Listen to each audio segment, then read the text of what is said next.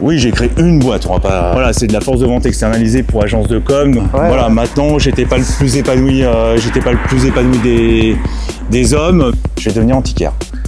Ah oui, puis tu l'as dit tel quel. Ça se formule en fait quand on sait ce qu'on va faire. Voilà, je lui ai dit, je vais devenir antiquaire. Je pense que tu m'as jamais parlé aussi bien d'un job que celui-là. Enfin, c'est pas un job, c'est une vie quoi. T'es autodidacte, on va dire. Ah, complètement autodidacte. T'es pas notaire, t'es pas machin. Ah non, fait du droit. Du tout. Mais tout ça, tu l'as appris tout seul quoi. C'est un métier que tu feras tant que tu vivras certainement. Tant que je vivrai.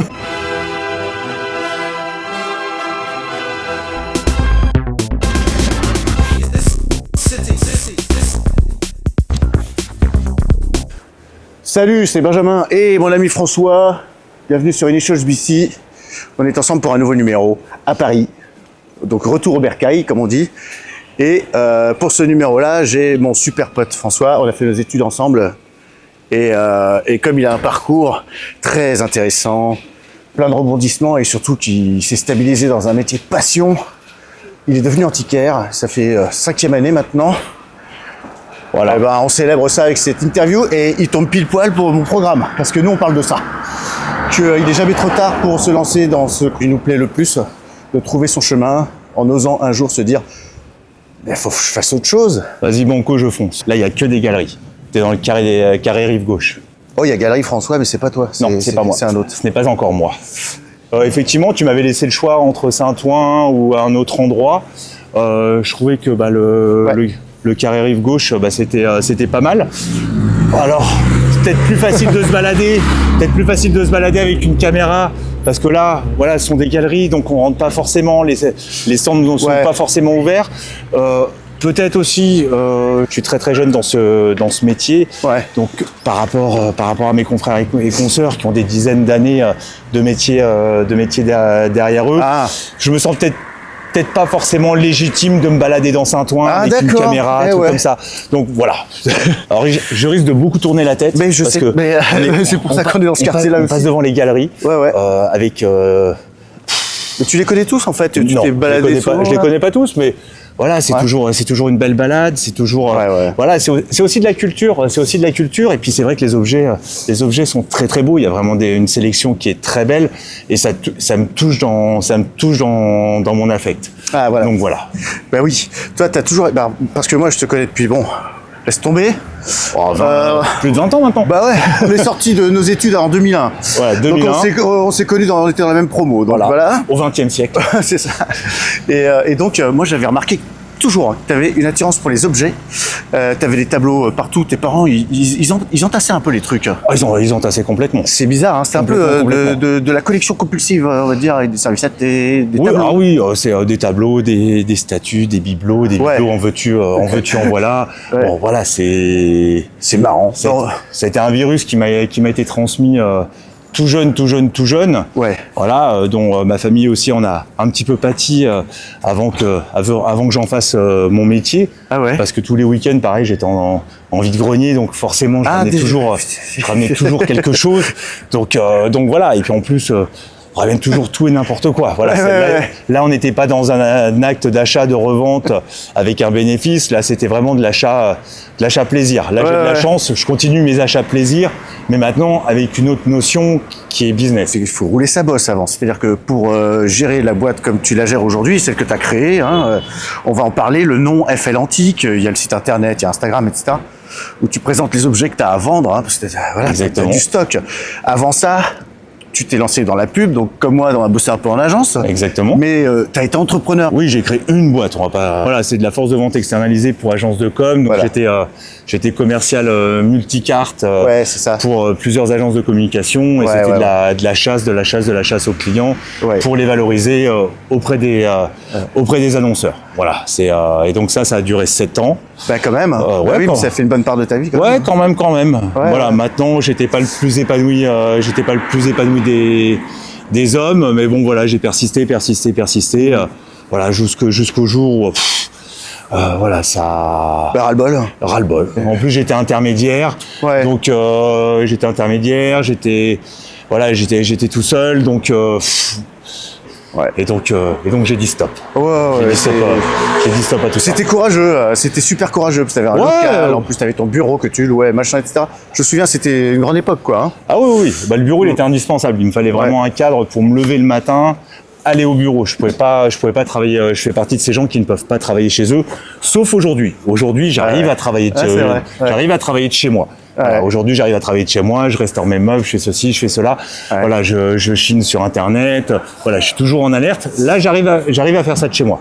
Mais voilà, pour un métier purement tertiaire, j'y arrivais absolument pas. Alors maintenant, j'aimerais bien qu'on parle de la période transitoire.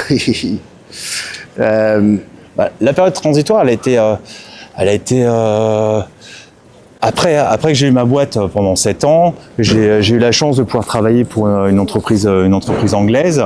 Voilà, pendant un petit peu moins de 2 ans. Celle-ci s'est fait racheter par des Américains, et à l'américaine, on s'est fait lourder. Je me suis retrouvé sur le carreau. Donc ensuite, j'ai commencé à de nouveau chercher un travail qui était dans mes cordes, en adéquation avec mon parcours professionnel. Et là est venu le Covid. Ok. Là est venu le Covid, cette magnifique période, cette parenthèse enchantée.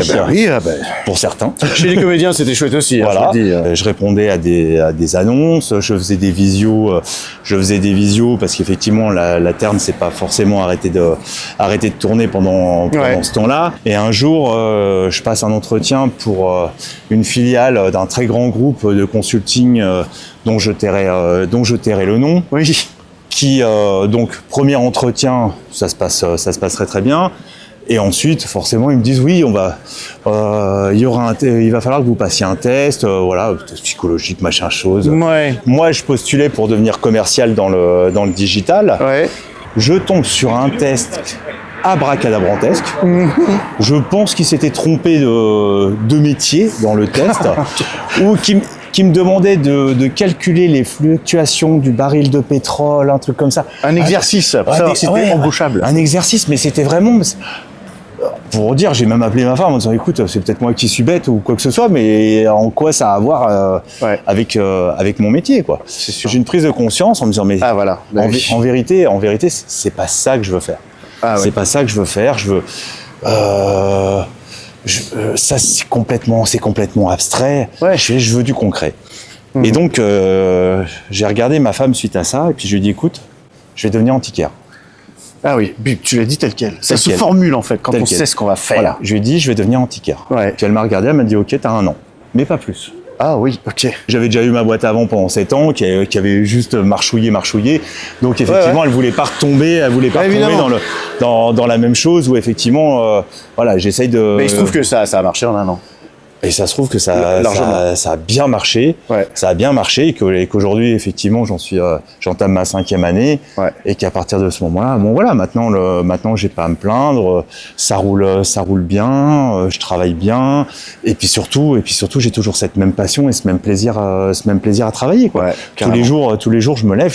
Je suis content de ce que je fais. C'est toi le chineur de la ville. C'est moi. Le chasseur de trésors de la ville de Paris. Non, mais là, j'admire. Regarde, tout est beau. Tout est beau. Il y a des pièces sublimes. On risque de s'arrêter souvent parce qu'en fait, comme monsieur est chineur antiquaire, on risque de ça. Ah oui, chineur, c'est fini ça? Si, t'es toujours chineur. Mais c'est un peu un pléonasme quand t'es antiquaire de dire chineur. D'accord. C'est inclus dedans. C'est les 2 en un. C'est inclus dedans, t'es obligé. C'est pas de la Chine, c'est de la chasse. La chasse. T'essayes toujours d'acheter des objets qui te plaisent, tout en espérant qu'ils vont plaire eux aussi à une potentielle clientèle. Donc tu perds pas cette vue quand même. Ah bah non. Il n'y a pas que de l'achat de plaisir pour soi et dire acheter selon mon goût, c'est moi qui ai raison. Bah non, c'est un métier, et puis tu es obligé de suivre les tendances. Mais comme j'ai l'habitude de dire, je n'aime absolument pas Van Gogh, mais si un jour j'ai l'occasion d'en avoir un devant moi, je serais peut-être dans l'obligation de l'acheter. Mais je pourrais pas. Non, mais ce qui m'éclate, c'est qu'il n'y a pas, enfin, tu m'as jamais présenté un objet que t'aimais pas. C'est pour ça que je dis ça. Oui. Après, j'ai fait des achats inconsidérés. Voilà. C'est vrai. Aussi. Des trucs. Et souvent des achats sur lesquels j'ai trop réfléchi. Et généralement, quand tu réfléchis trop sur un objet, c'est que c'est mal parti. Quand t'hésites, c'est pas bon. Quand j'hésite, c'est pas bon. Généralement, il me reste sur les bras. Hésiter, c'est dire non, en fait. Exactement. Mais bon, après, tu te dis, bon, au final, peut-être que, et puis tu te lances, et puis Et puis patatras, il te reste sur les bras. Il peut rester dans ton stock. C'est pas grave, c'est pas grave, c'est pas grave. Et tu peux le garder en stock Et je peux le garder en stock, voilà, c'est ça l'avantage. Oh là là. Oui, je vais te poser cette question là. C'est pas un secret industriel que de révéler que tu n'es pas que antiquaire, tu fais aussi du débarras chez les gens. Ah non, c'est absolument pas un secret. Tous les antiquaires font du débarras. Ils font du débarras. Donc voilà, 95% de mon activité, c'est de la succession. Donc qui dit succession, voilà, dit effectivement des objets à vendre. Ouais. Et effectivement, dans le cadre de cette activité de débarras, j'ai accès effectivement à des objets qui, parfois, en contrepartie, je peux débarrasser les appartements des gens où effectivement il y a le linge de maison, tout ce qui est vaisselle, une faible valeur financière. Mais à côté de ça, j'achète des objets et donc à partir de ce moment-là, ça peut équilibrer le coût du débarras. Voilà. Et je suis là aussi pour leur dire, voilà, la légende familiale où ce meuble, effectivement, il y a 30-40 ans, valait extrêmement cher. Aujourd'hui, il a perdu énormément de sa valeur. Mais à contrario, ce que vous avez là et que vous pensez être de très faible valeur, c'est cet objet-là qui en a. Donc ça fait partie complètement de notre métier. On a accès directement, effectivement, à des objets sur lesquels on peut jeter notre dévolu et les racheter derrière. Ah, on est devant chez Gainsbourg. On est devant chez Gainsbourg, c'est pour ça que c'est toujours plus sympathique. Ah oui, c'est vrai, regarde.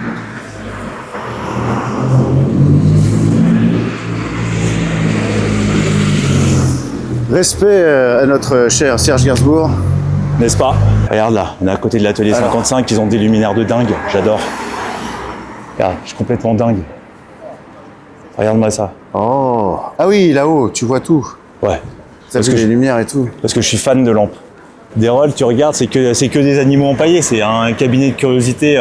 Il y en a encore alors? Ouais, il y en a encore. Tant que c'est autorisé, tant que ça rentre pas sous la Convention de Washington. Ah ouais? Voilà quoi. Donc c'est pour ça aujourd'hui qu'on n'a absolument pas le droit de vendre de l'ivoire, des espèces protégées, des choses comme ça. Voilà. Et ben néanmoins, tu es au courant. Tu sais comment ça se passe. Néanmoins, je suis au courant parce que si tu te fais choper sur un stand à vendre de l'ivoire, et ben là tu peux tout perdre.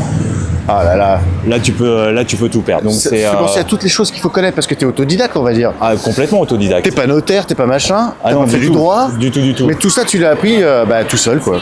Ouais, et puis j'ai eu la chance aussi avec une rencontre certaine, d'un confrère qui est devenu un ami, et qui m'a appris énormément de choses durant ces 4 années. Donc c'est vrai que j'ai gagné par rapport à un novice pur et dur, j'ai gagné pas mal de temps, sur les ficelles du métier, sur certains ceci, certains cela.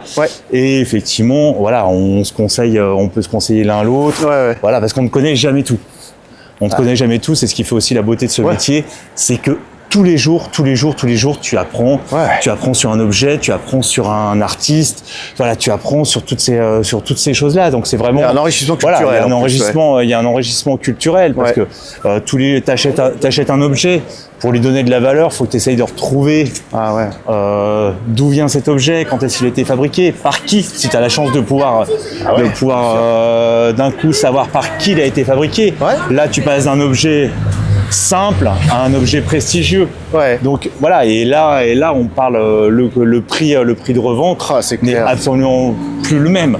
Voilà, donc c'est là où effectivement parfois tu achètes un objet, tu peux le garder 6 mois, 1 an avec toi, le temps de faire des recherches, d'essayer de voir d'où il vient. C'est ton tempo, c'est toi qui décides. C'est toi qui décides. À part si vraiment si tu veux le revendre tout de suite. Maintenant, t'as toujours cette petite appréhension de te dire, ça se trouve, j'ai vendu un trésor, je l'ai pas vendu assez cher. Je pense qu'il n'y a pas un seul antiquaire qui n'y a pas pensé et qu'il n'y a pas un seul antiquaire qui ne l'a pas fait. C'est un métier que tu feras tant que tu vivras certainement. Tant que je vivrai. Des fois chez des gens tu dis tu veux le garder ça? Oui, je l'ai déjà fait. J'adore. T'es sûr que tu vas le garder ça? Je l'ai déjà fait. Écoute, si un jour tu veux t'en séparer, tu m'appelles le premier. Voilà. Exactement. Mais oui, forcément, c'est. Mais ça va aussi dans l'autre sens, parce que je suis allé te voir dans des brocantes parisiennes, rue de Bretagne par exemple, Pour pas la citer. Pour pas la citer, je suis reparti avec une super chaise longue des années 60. Non, je te l'ai livré. Je suis reparti avec ta promesse de livraison chez moi. Voilà, c'est ça. Tes premiers clients, quand tu commences, généralement, sont tes amis, ce qui est tes relations proches. Donc ça, c'est complètement normal. Ouais. Après, effectivement, chemin faisant, il faut que tu te fasses connaître. Voilà, moi j'ai de la chance là de pouvoir commencer à développer mon réseau, donc un réseau de particuliers, un réseau de professionnels. Donc quand je dis réseau de professionnels, ce sont soit des confrères, soit effectivement des commandes d'architectes, de décorateurs, voilà, des choses comme ça, qui me fournissent un brief. Et à partir de ce moment-là, je recherche pour eux l'objet qui pourrait habiller leur idée. Quand tu parles de scénographie, ça peut s'ouvrir à tellement de champs différents. Ça s'ouvre. Les retail, le cinéma, les décos, ça s'ouvre surtout. J'ai déjà vendu des choses pour le cinéma, des décorateurs de plateau qui m'appellent en me disant oui, j'ai vu que vous aviez ça. Il y avait 2 objets que j'avais achetés ensemble. Je voulais absolument pas les séparer parce que ça faisait 70 ans qu'ils étaient au même endroit. Ouais, il y avait une logique. Donc j'ai essayé au maximum de chez Maximum de pouvoir les vendre tous les deux. Ouais. Bon, j'ai pas réussi, mais bon, c'est pas grave. Ils ont pris chacun un chemin différent. Voilà. Mais si j'avais pu les vendre tous les deux ensemble, j'aurais été super content. Ils seraient encore restés ensemble. C'est tout le storytelling. Voilà. Ils seraient restés encore ensemble pendant des années, des décennies, j'espère, quoi. Voilà. Ça, c'est l'antiquaire qui parle et qui raconte l'histoire des objets. Je pense que tu m'as jamais parlé aussi bien d'un job que celui-là. Enfin, c'est pas un job, c'est une vie, quoi. Comme j'ai l'habitude de dire, je suis un des rares qui aime se lever à 5h du mat. Ah oui. Un dimanche matin, alors que tout le monde fait la grasse mat. C'est clair. C'est ça qui est génial. C'est ça qui est génial. On n'est pas fait du même bois. Voilà, tout à fait. Tu vas chez les gens, tu rentres dans leur intimité. Tu rentres dans l'histoire des gens, dans l'histoire des objets, voilà, dans tout ça, quoi. C'est ce que je t'ai dit tout à l'heure. C'est une véritable chasse au trésor. Tu vas dans un grenier, t'escalades les cartons, les trucs, tu regardes tout, quoi. Tu regardes tout. Tu ressors de là, t'es sale de la tête aux pieds, mais t'es heureux. Ouais, c'est à chaque fois. T'es heureux. C'est à chaque fois, c'est la chasse au trésor qui recommence, quoi. C'est ça, c'est exactement nouveau ça. Nouveau terrain, nouvel appart. Voilà, nouveau terrain, nouvel appart, nouveau grenier, nouvelle cave, nouvel appentis. Voilà, c'est. Et puis après, t'as aussi des objets qui sont en très mauvais état. Et tu dis bon, est-ce que je le sauve, est-ce que je le sauve pas, est-ce que ça vaut le coup de le sauver? Voilà, essayé de la rénovation des fois. Oui, je fais de la rénovation aussi. Donc voilà, mais à mon échelle. Après, effectivement, on a des très bons artisans en France. La preuve en est Notre-Dame, voilà, qui a été reconstruite par les compagnons. Voilà, on a de très très bons artisans en France. Et donc à partir de ce moment-là, quand il y a des choses qui dépassent mes capacités, et puis surtout aussi rendre ces lettres de noblesse à l'objet. Voilà, autant passer par un professionnel. Il y a des choses qu'on ne peut pas faire soi-même. Cher François, merci infiniment. Merci à toi. Maintenant aussi, je comprends mieux le concept de tes vidéos, même si je l'avais compris.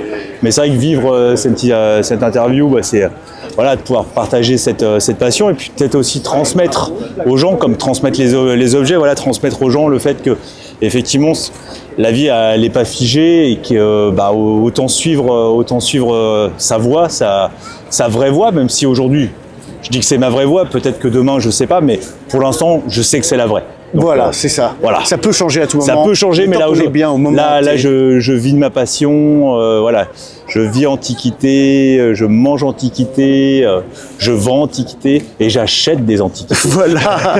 Donc j'ai toujours pas oublié la notion de pub. Hein. Voilà, c'est un petit peu le reste de pubard. C'est ça. Voilà.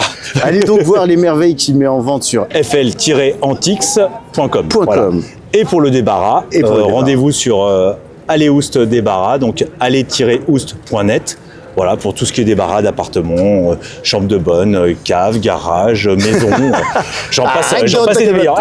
Autant que j'en profite, je suis ma pub. Mince alors, attends. Je vous mets tous les liens en description. Voilà, bon, on se la termine tous les deux dans le champ. Merci beaucoup. J'étais ravi d'avoir François pour ça, pour vous parler de la reconversion professionnelle. Il est toujours temps de le faire. C'est le moment, c'est 2025. Peut-être que c'est dans vos résolutions de l'année. Je vous dis quand même bonne année, c'est le moment. Bonne année, oui, au fait. On n'est que le 6 janvier. Voilà. Donc voilà, allez-y, quoi. Si ça vous titille, changez de carrière, faites-vous plaisir. Tentez le pas. Salut, à la prochaine. Bye. Ciao.